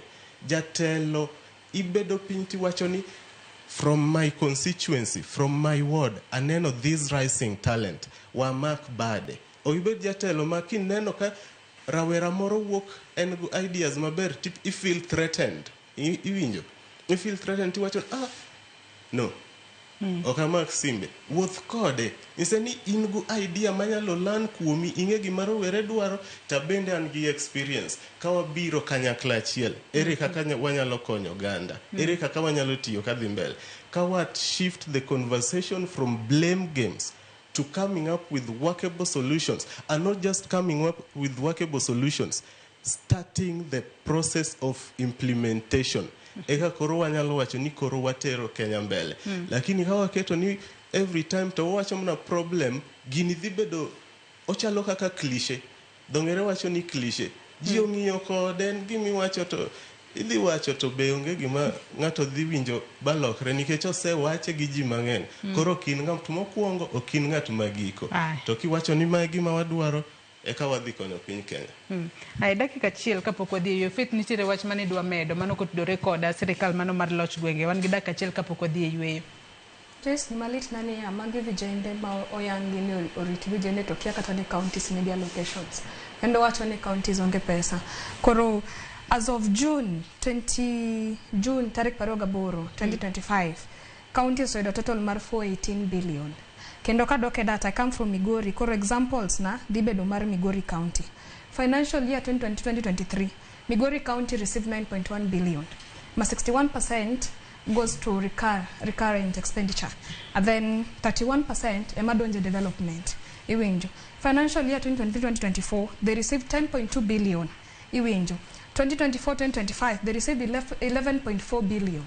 Koro counties yudo pesa. Shida manjeni samoro pesa no nyalo deko. Lakini mano ok nyal bedo excuse mamono counties tiyo. Nikech pesa ni kodeko dongo dhi biro. Koro exo ningo bednia wan gi project moro mochung mok dhi mbele nikech pesa odeko. Pesa kodonjo project adhi mbele. Iwinjo. Koro kik wa excuse counties. Pesa gi yudo mang'eny. 11.1 billion nyalo timo ang'o? 11.1 billion komi nyalo timo ang'o? Kanyo nitiere specific mamoni ngoti kama kendo nitiere reports each financial year ma control of budget chiwo advice according to counties. Iwinjo. Kaka ne county spend pesa gi mano dhi kama mano dhi kama iwinjo. Koro magi gik moningo wang'e. Koro koningo excuse counties ni onge allocations magi yudo. Counties nigi pesa. Kendo ka gin jok machiegni gi jopiny zaidi. Aya mioro. Samoro rais ok nyal dhi mioro pile pile. To governor nikech fuel no be nitiere e budget momiye mar county cha. Onyalo chopo mioro pile pile ong'e nang'o dispensary ni onge yedhe. Koni eki onge pi. Koni eki otimore kama.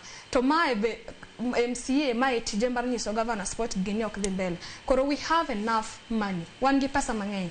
Sana wan gi pesa mang'eny. Counties nitiere pesa. MPs through CDF magi gine patron margi. Gin gi pesa makwa education to ng'eni 40% mar CDF onego bedni dhi education. To some constituencies get even up to 100 million. Iwinjo mar CDF. Koro ma pesa moningo bedni in kaka kijana pesa ni ikonyo jodala ka ng'eyo ni counties wa yudo pesa makama. To pesa no tim kod yango. Somebody mentioned Uhuru's government. When we had the CS for Transport Macharia, SGR was constructed with double the price manobedo budgeted for Iwinjo. To magik majo piny kia. Koro mae mmiyo kata county space mang'eny lal. Nikech project giketo maybe 100 million. Tidhi time gi 300 million. To kala nikech wan wadwaro development ok wang'e pesa di manobedo budgeted for gini. To how much was allocated mar tieke. To be is it complete?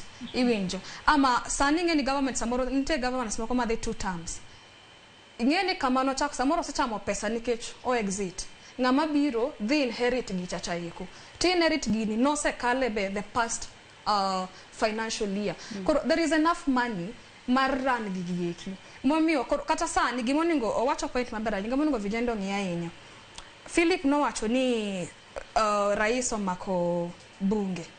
Mano ok shida rais, mano shida mbunge ni miyiero. Kecheno yie nang'o rais make. Iwinjo, you have a voice as a mbunge mar wuoyo ne jopiny mar kalo los. To kiseyie ni kelo pesa tichamo. Mano shida mano kore nang'o wa mbunge. Momiyo vijende koro oningo ji owuogi niya 2027 endi nitiere ochopo ka. To ere gima watimo mondo jotelo mwasebedo mwayiero mikawo ka.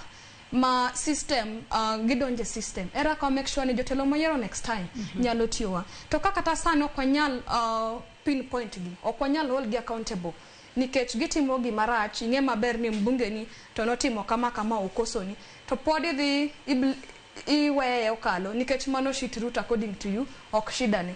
Koro 2027 after 2027 pod wabro bedo ka wacho the same problems nikech ok wadhi gigi kuku gi kama gichakore godo kwadhi. Mak paro no gi kanyo nyakora muge jonga dwa no kaw yoyo moro madundo kodwogi tilo mogi ketwa ke cheno mar mbako romo ote magi bende abo bedo ka somo achiel kachiel e kinde ma obo bedo ka waloro twak marwa kik idhi mabor.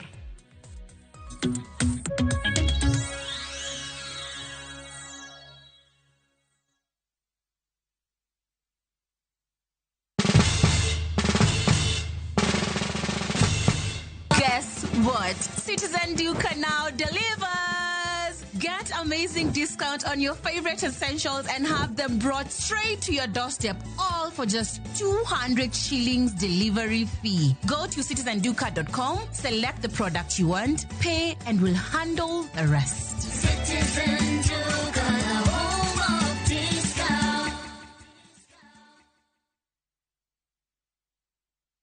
Look Looking for the perfect getaway? View Travel brings you the ultimate self-drive and staycation experiences across Kenya. Escape to Naivasha, Nakuru, Nanyuki, Kisumu, Mombasa, or Nairobi for a refreshing break. Drive at your own pace or fly in hassle-free.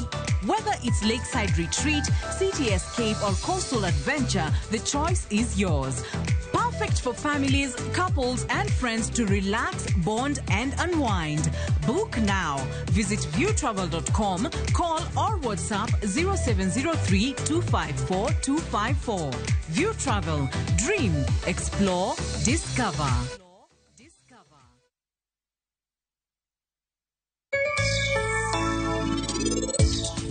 Weche okethre e office ka. Agency police officer trying to assault a senior citizen. Police ki karmono gi maktable maringo gi PSD. Kitem ni office ka. Nimechukuliwa na polisi. Kiloko riba wach. No ngilbe iba ka wach. Ange unjenzi usiko banane timu wa babas. Bingeni aromo bedo nyakwari. I am a married man and I am a husband to Elure caretaker.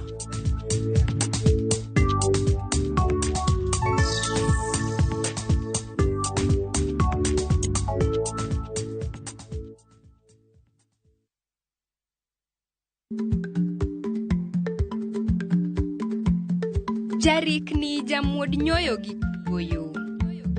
Matiende ni dhi matek maok inono maber samoro nyalo miyo ng'ato midhiero.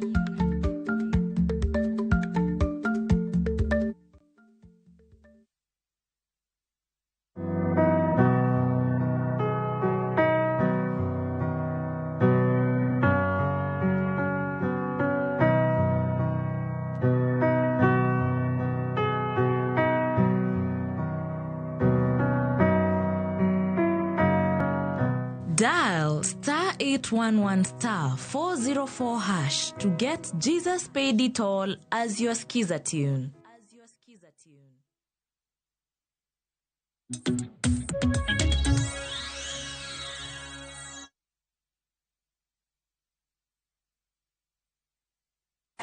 Machiegni kendo nyakwara Mugejuang e tielo mogik e twak marwa e chenro mar mbako romo kinyi makaona ang'isi ni kawaduogo abo bedo kawasomo moko kuom ote ma ucholonwa achiel kachiel okinyi makawuono. Ote makamago kinyalo mana ketna mar mondo mi wawinjane paro mago mag jo neno magwa matudore kodwa ka ginenowa ka gintiere gwenge mopogore opogore. Anyisi ni ote makamagi chwalonwa kokale namba mar 3 Facebook kama wantiere live kachiel kod YouTube.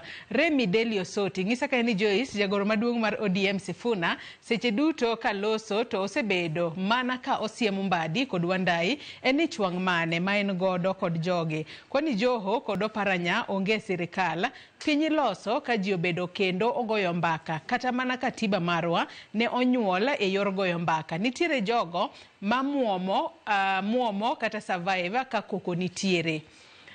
Ka jatend piny kata ker William Ruto kod Ogai Raila osewacho ni gin kanyakla nyaka yiero maduong'. Ere shida ma wan wabedo godo? Shida gi nyalo mana bedo solved mos.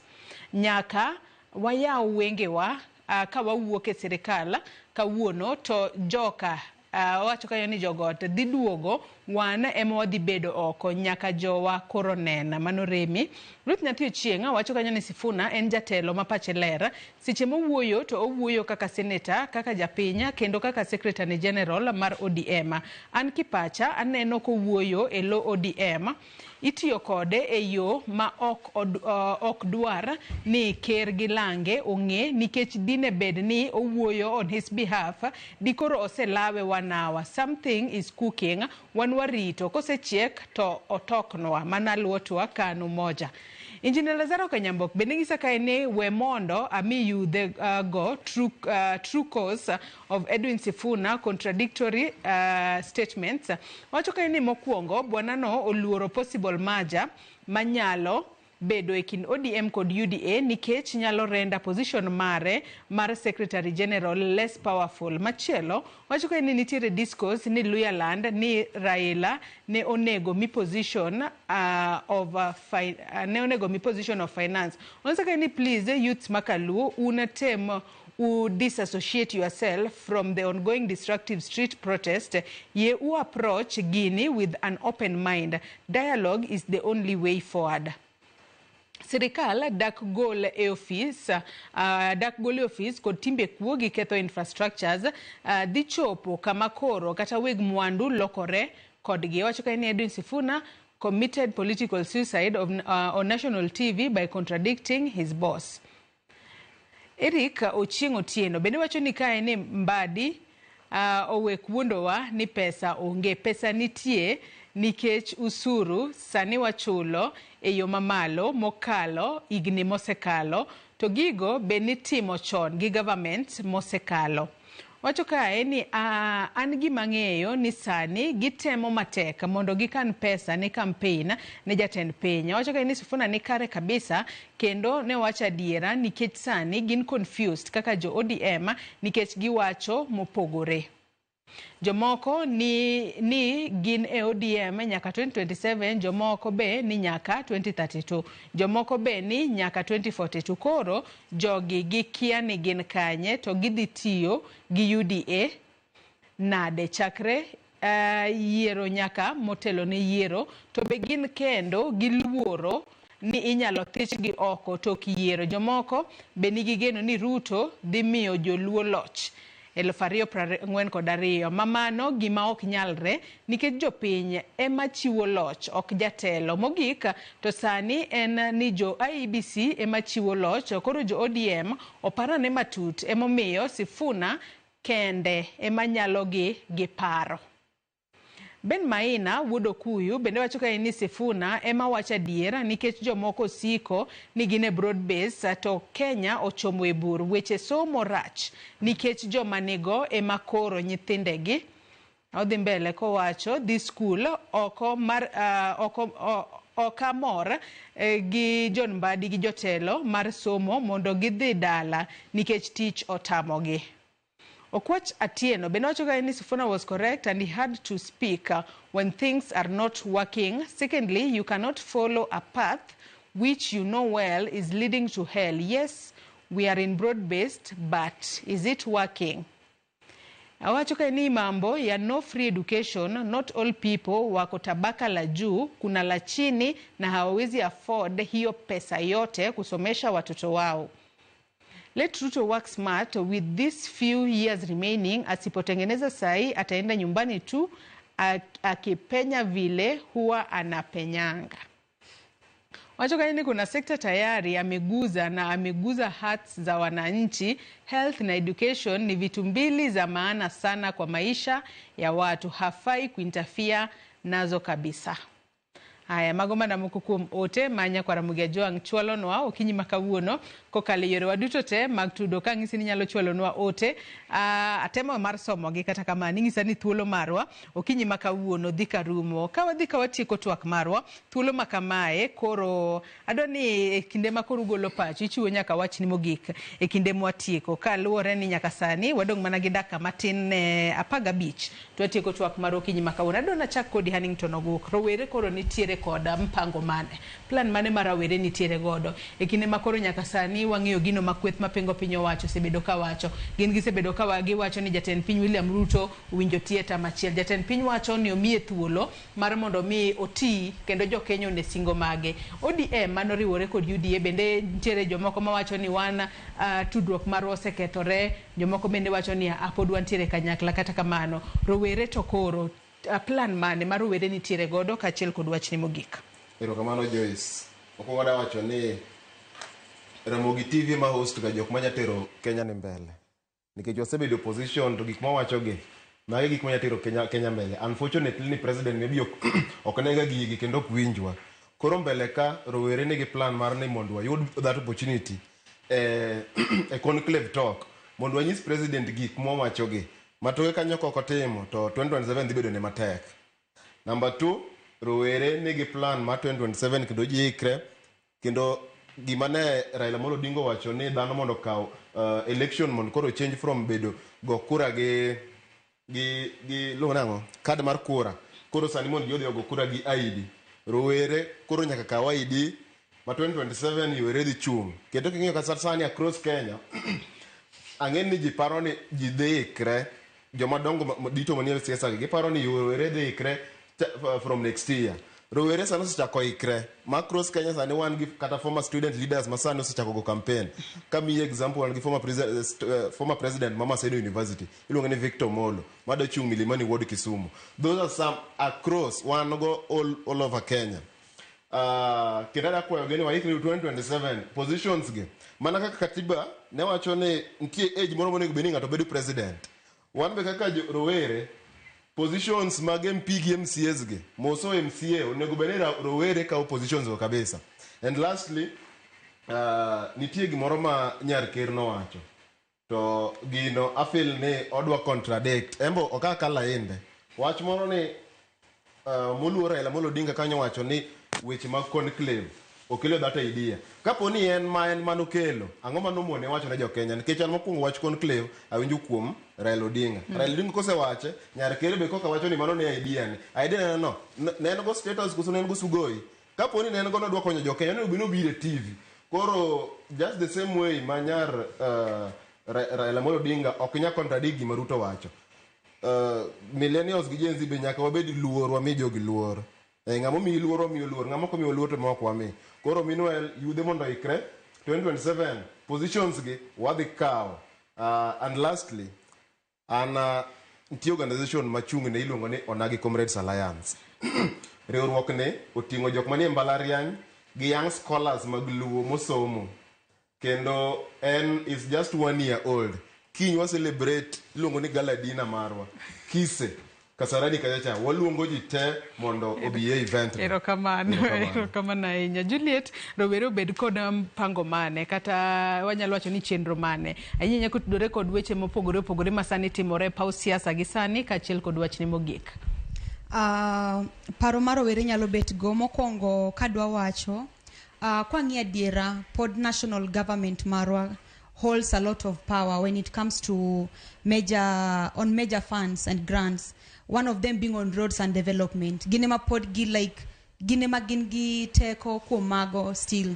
And then one gi issue moro ma wan godo en policy double speak. Nikech iyudo ka national leaders de wacho niya adhi gero yo moro ka moro like e gweng' moro. Koro ing'eni inyalo yudo ka maone plan mar governor dhi timo mano to already said double speak. Koro ing'eni mano bring about lack of accountability. Nikech ng'ano kowinjo ni dhi timo mano ting'eno pull back. Koro ing'eni mano be kisewacho kasi ni dhi commission kanyo tiwe gino kokigero. To ing'eni wacho ni dong no wacho no biro gero. Koro ng'ani blame wacho ni blame chako dok ne ng'acha niya no yaw gimoro kata rais maro no biro ka to chungo gini to poko gedo. Koro mane kumindo blame dok kocha nikech there is the policy of double speak. To kwadogwa ng'iyo an gima nyalo wacho kuom rawere nikech kwacho ni rawere mondo bed kanyakla kuom golo ideas madhi timre okanyal chung' to wacho niya pesa ma kama ogol kama nikech ok dhi timre aonge i sirikal. Koro the much mar rowere nyalo timo an gi kor kakora kaka an student of the law at the same time atimo diplomacy. I believe diplomacy but diplomacy works tiogi a leader who listens. A leader must take action. Diplomacy do not work with a dictator. It like you won't achieve anything. Unyalo wuoyo aro kinya kodhiambo kendo dibedo promised to batonge gima de timre. So diplomacy works gi ng'ama winjo kendo ng'ama nyalo timo. And the much ma rowere nyalo timo.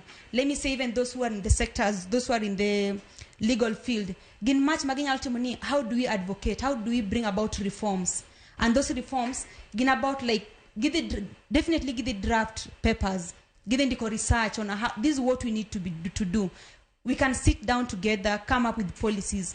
Problem marwa and on implementation. Mane kuma have a setback. Koro anowachna ni rowere ni mondo mi wawoguru woko pachwa mondo yaure kikwangi niya ni kawuono ng'ani oketa kamae anyalo yudo gima kamae to koro ngima ni makin chal nade. Ere kakidwa fight for a better generation. It is within the power of the youth of that generation to either build the kind of future magidwaro kata mondo mi gikethi gilwet giwegi. Koro kaka rowere onego wawoguru woko mondo mi kata yiero biro ere kaka wadhi gombulu wago mbulu eyo makare kikwago mbulu mondo mi wa punish rais marwa ingeni mano be kuma wanyalo kosogo nikech wacho ni anada miyo ng'acha mondo mi adhi punish rais marwa. Koro wach nsani kwa donge debe giruto gi Gachagua aningeno kanyal miyo Gachagua eri koro kikago mbulu nikech gite there's no lesser devil there. Koro kik wago mbulu ni wada punish ng'ato. To wago mbulu e yo makare gi paro maliw. Wayieruru ng'atno mang'iyo niya institutions can work. Ere ng'ama nyalo ng'iyo maslahi marwa. Kik wadhi ni wan wadhi adago mbulu nikech ji go mbulu. Koro wawuoguru oko mondo watimuru gino makare. Kata decisions wamekuru decisions gi paro maliw. Kik ilu ng'ato nikech nitie gimiyudo. To lu ng'ato king'eyo niya nitie ber moro mambele. Kata lu ng'ato king'eyo ni nitie development moro kata maendeleo moro mabiro. To ne jotendwa ubende beduru nwa keto ukanyo mondo mi ung'i maslahi marwa. Kik ubed jotelo ma unung'iyo mana gima dhi iu to but ne jopiny to kung'i. And also on police brutality, we need to take an action on that. Nikech jowa ok nyal bet ni nego pile ka pile to onge gima nyalo timo to pod wapuoyo mana police. Let us reform our police system nikech mane kuma makosa nitiere go. Koro mano nego wangi. Kaso there's one thing. There was a magistrate manowacho. Inyalo yudo ka ng'ato bire case okele court. Tidhi yudo ka jikao blame to shift on the judiciary. There is no justice in our court system. Tingeni problem en ka police. Nkech police moko timo enough investigation. Gin onge gimo badhogi. So even ne police wa onego lind maslahi marwa to besides lindo maslahi ere ka kudwo protect jopiny. Ero kamana enya. Philip wachni mogik ka watieko gi chenro mar were winjo bed godo. Gima nyalo timo kaka rowere ingosani kaka ni wasebet wajipanga gima nyaka watimo mokwongo ok dang wadhi e puodho ka waonge kwer. Wakauru ombulu ka rombwa joma onge ID wakauru ID. IBC no sebedo formed ka gichako voter registration wakauru ombulu lakini before that 2027 ada kono rowere ni wameduru tich ruoth. Watem kono ng'ani nikech ng'at moro mose prove time and again ni ok onge winjo japiny alafu ok onyal timo ne japiny gima ber. Koro ka waling to obro medo negowa. Ka waling obro medo kwalo pesawa. Ka waling obro medo nyanyasawa. Koro wakoni akona munego bonego mogo bunde ka nyocho go abunde obo medo go bunde lakini gima wabet ga chiel kaka jopiny jo Kenya te ni Ruto nyaka dhi dala 2027 by any means possible. Kata ka obro nego watemo wawene Kenya ni kende let it be sober lakini Ruto nyaka dhi dala. Then to university students it said that once a comrade always a comrade. Personally I'm not affected gi new funding model lakini ntiere nyamera moro kata wadwa moro kamoro kata sipa moro kamoro mobed affected. Sani king'iyo the new funding model nyathi timo penj lakini fiyo kotieko. Ibo yudo ni kobro duogo no mo degree ne to accrue a lot of debt of the university. Hundreds of thousands tibi kwa pesano mondo koko mie certificate ne. Korada call upon every comrade in the Republic of Kenya. Our future lies in our hands. Koro let us come out in September.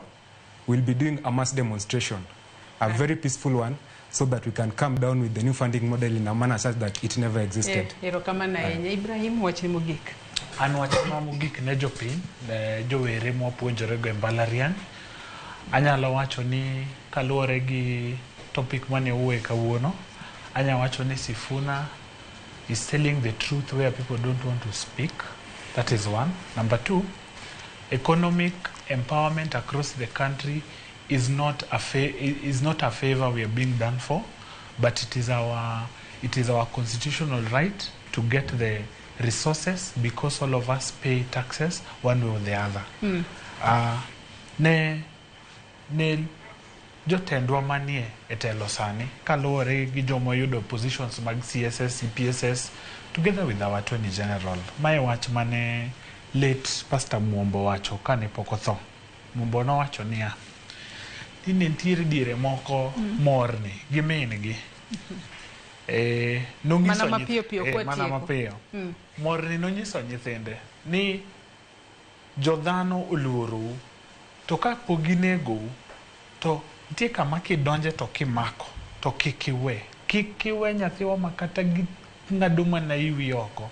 Gima dwa wacho kae niya ne joma nie power kik uwe neno dweche modong' matin gi nyaka Homa Bay wadwa keto pavement e town man kadhi town to koro town ler mane gima warito. Ago erokamano. Erokamano ahinya. Rex wachni mogik mana mapiyo piyo igolowa kae.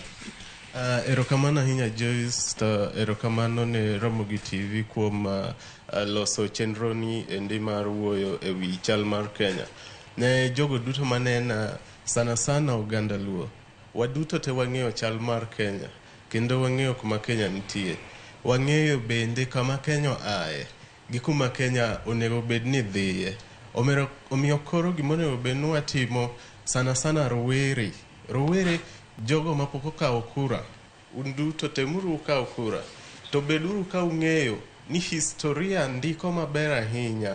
Jogo endo manen bang'wa ndiko maber ahinya ni telo duto mosebedo maber nen telo manochak gi rowere.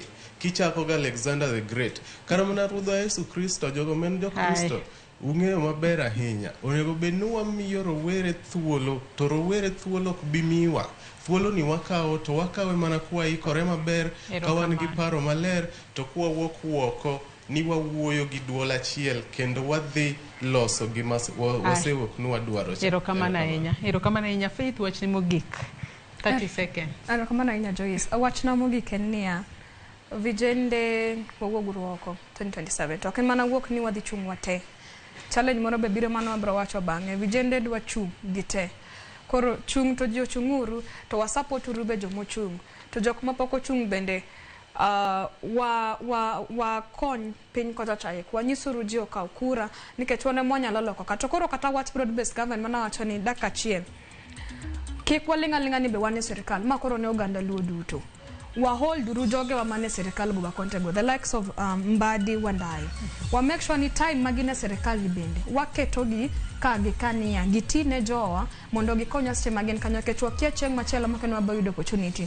To only no support uru serikal ka vijende wa miuru serikal time mondo ambe wabiro gi solutions gi kiwakel gi uru kanyaka. Erokamano. Erokamano nya Faith Ibrahim Juliet Hannington Philip Kachiel kodin Rex kuom kawo thuolo mar okinyi makawuono ubi wabed kod twak nyakora Muge Jong in benda goni erokamano ahinya kuom bedo kod nyaka gisani mochope giko mano mar twak marwa mano mar mbako romo okinyi makawuono ka rowere osewacho rowere wuog oko nose yier duol mata weche magiere pacho kae gikawo ombulu mar mondo mi higa mar 2027 inene gi yiero jotelo mabro bedo katiyo negi e yo makare. Nyakora Muge Jong erokamano ahinya kuom bedo koda nyaka na chak chenro sa 12 mar okinyi sana neno ka en dakika matina to rom sa 5 mar onyango matiende ni chenro marwa mar okinyi makawuono rumi. Bed kod odiochieng' maber kendo bed kod weekend maber. Oriti masani nyinga Joyce Oduor.